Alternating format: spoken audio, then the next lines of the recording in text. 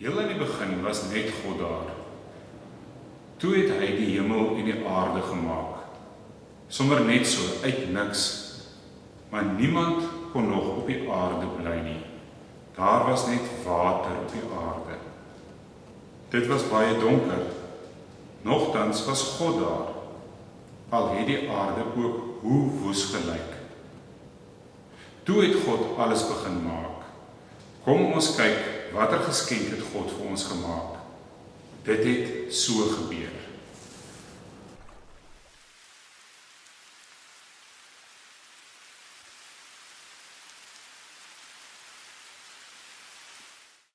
Op die eerste dag het God gesê, daar moet lig wees.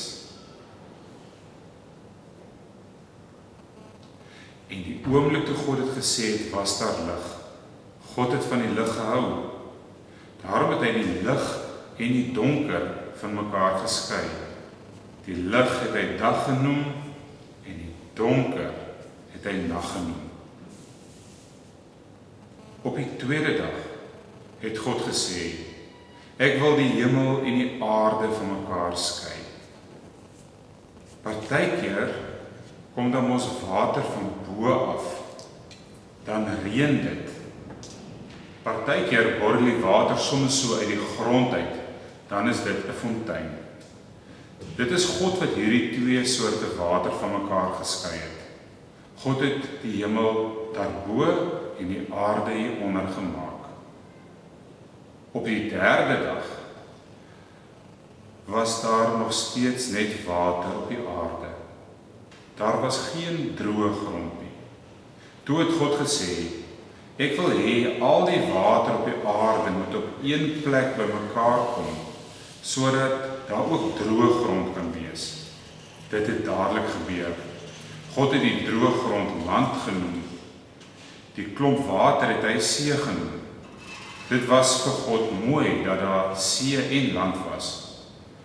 Toe het God gesê, nou kan daar allerhande plante groei. Plante soos gras, bosse wat sade gee en allerhande soorte bome. Dit het toe ook so gebeur. Allerhande plante het begin opkom. Die aarde was vir God mooi.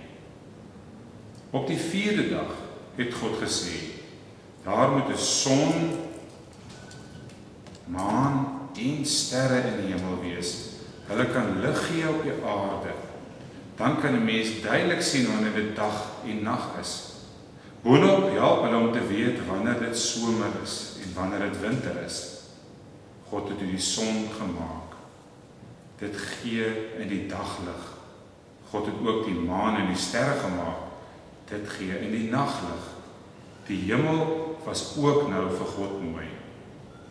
Op die vyfde dag het God gesê, in die see moet daar baie soorte visse wees. God het groot seediere gemaak en sommer baie soorte visse. Voëls moet ook oor die aarde vlieg.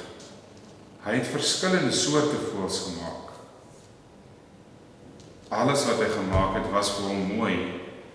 Hy het vir die voëls en die visse gesê, julle moet kleintjies kry en baie word.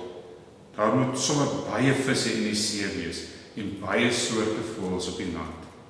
Hulle was vir hom mooi en goed.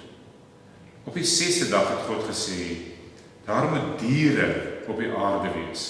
Sommer baie soorte. Diere soos insekte en makdiere en wilde diere. God het al hierdie soorte diere gemaak. Hulle was vir hom mooi.